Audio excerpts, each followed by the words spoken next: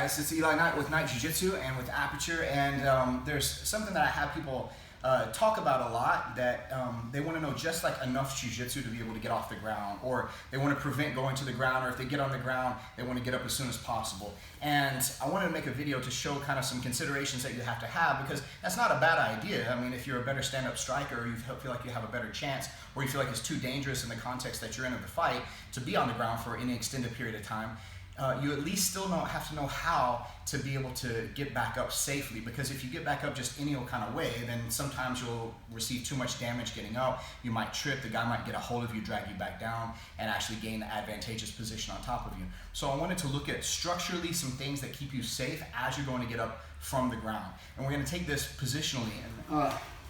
From right here too, this is not necessarily just as easy as it might look for me just to get back up. If I get back up the wrong way and I come forward, I'm gonna come right into some shots and he's gonna knock me back down, maybe knock me out at that point. So I have to be kind of careful here. And I wanna use my legs first to make space. I don't wanna have any delusions that I'm gonna slam these into his knees and buckle his knees and he's gonna drop. I can't really depend on that. I can depend somewhat for this to make me some space until I can get up to this position. Now, I'm still not going from there all the way up. I'm going to this position here. I'm using this as a barrier here in case he gets too close. And on the ground, blocking here or here, depending on what the case dictates. I kick again, a couple more this way, and look how I slide back. Once I stand up, we're at least a couple arms distance away from each other to be able to have safe space so I'm not eating shots immediately as soon as I get up. Now I can get out, or I can re-engage from striking position. Let's look at close guard.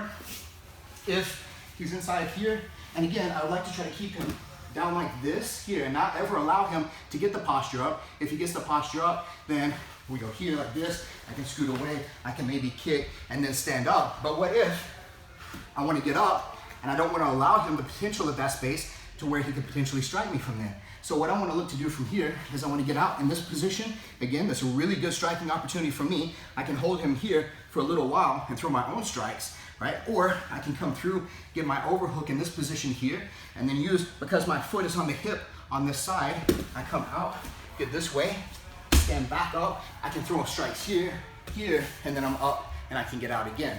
Whenever I go into this position, this modified position like this here, I put the shin and the arm here, the foot is in the hip already, I'm holding the wrist, this leg's coming over his head, throw my strikes here, or I go through, hook the arm like this. If the wrist is here, that'd be cool. But I hook the arm like that. I sit up, pushing off the hip, off my hand here. I can strike much more effectively from this position than he can. I can throw knees, it's not UFC rules, and then I can re-engage or get out. A good position for him for striking situations is if he's knee on belly on top of me here. And this can be a very bad position because he has a lot of good space and gravity. I can't really make too many shots against him. This is a bad idea for me to try to strike him in this position. I've heard things like, well, you know, you could grab his groin, or you could do all this and that. And it's like, I don't want to make him mad whenever he's on top in such a good position, because he's going to revisit it back on me, and he has a position and leverage advantage to do so.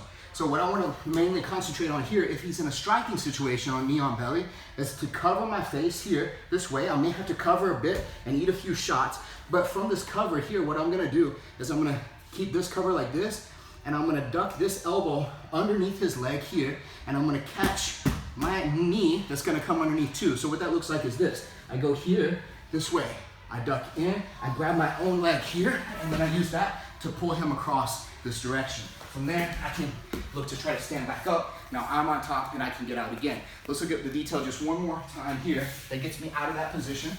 If he goes knee on belly on top of me like this, right? Again, I might have to cover a few shots here. I don't want to get into a boxing match, but I will go here, look, make space, dig my elbow inside, catch my leg. This is my top leg that's coming in, my left leg to left arm here. And I hug my own leg, use this, pull my foot to the back of his knee here, make the pitch across this way here. I can use this other leg to help me get up now. And then I'm back to standing, and again, re-engage or get out. I have the choice now. Let's look at mount position and how to get up off the ground from mount position.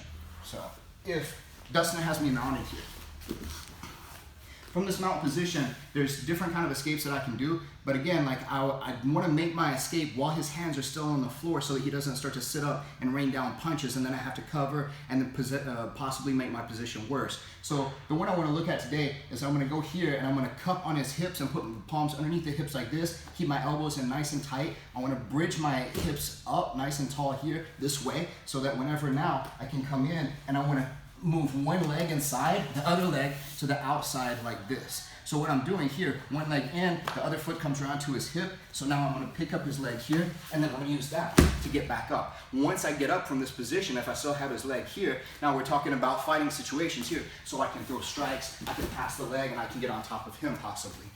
Even if he hops back up to his leg, I can still run him down. I'm gonna get the up position, he's gonna get the down position. So one more time on that one, when we get here, I'm gonna go down to the hips, bridge forward until his weight of his hips is on my hands here, this way. I'm gonna push up, get one leg inside, one leg on the outside, scooping down here by the ankle like this. From here, it's gonna be difficult for him to reach me for any kind of punches or anything like that. These barriers are stopping him from pushing weight back down onto this leg here. So I wanna use that to be able to get into this technical kind of stand-up position.